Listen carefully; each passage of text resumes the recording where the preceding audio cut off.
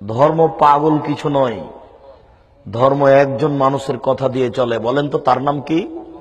তিনি হচ্ছেন মুহাম্মদ সাল্লাল্লাহু আলাইহি সাল্লাম। এই কথাটা সবসময় মনে রাখবেন।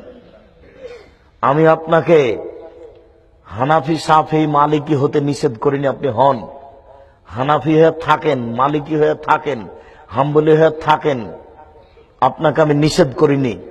কিন্তু বিচারের মাঠে যখন আপনি বলবেন আমার ইমাম আবু হানিফা রাহিমাহুল্লাহ, তখন যদি উনি বলেন না না না না আমি কাউকে এই কথা বলিনি, আমাকে মেনে চলে এই কথা আমি কাউকে বলিনি, যদি এরকম বলেন তাহলে কি হবে? আপনি যদি বলেন আমি ইমাম শাফিকে মানি, উনি যদি বিচারের মাঠে না খরচ করেন তাহলে কি হবে? এই জন্য পৃথিবীতে একজন মানুষকে মাথায় রাখবেন, যার নাম মুহাম্মদ সাল্লাল্লাহু আলাইহি সাল্লাম। লাভ হোক আর লস হোক, বেশি কিছু করার দরকার নেই। ফরজ সালাত আদায় করেন, রমজান মাসের সিয়াম পালন করেন, রোজা, রমজান মাসের সিয়াম পালন করেন, আর যাকাত ক্ষমতা হলে দেন, টাকা হলে হজ করতে যান, জান্নাত হবে ইনশাআল্লাহ। একটা লোক আল্লাহ রাসূলের কাছে এসে বলছেন দুল্লানি আমালেন ইলা আমিলতু দাখালতুল জান্নাতা। আল্লাহ রাসূল আমাকে একটা আমলের কথা বলেন তো আল্লাহ রাসূল, যে আমল করে আমি জান্নাতে চলে যাব, এই একটা আমলের কথা বলেন।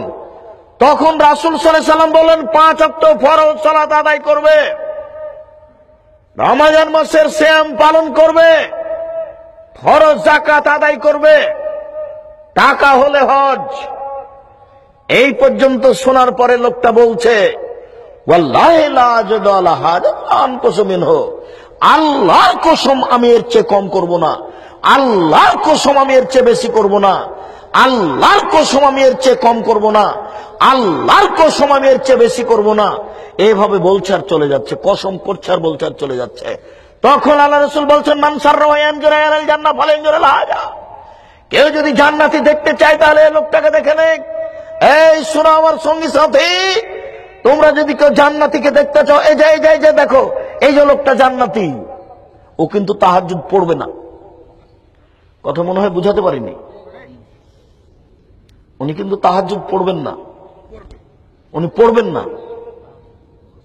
উনি কসম করেছেন আমি নফল পড়ব না।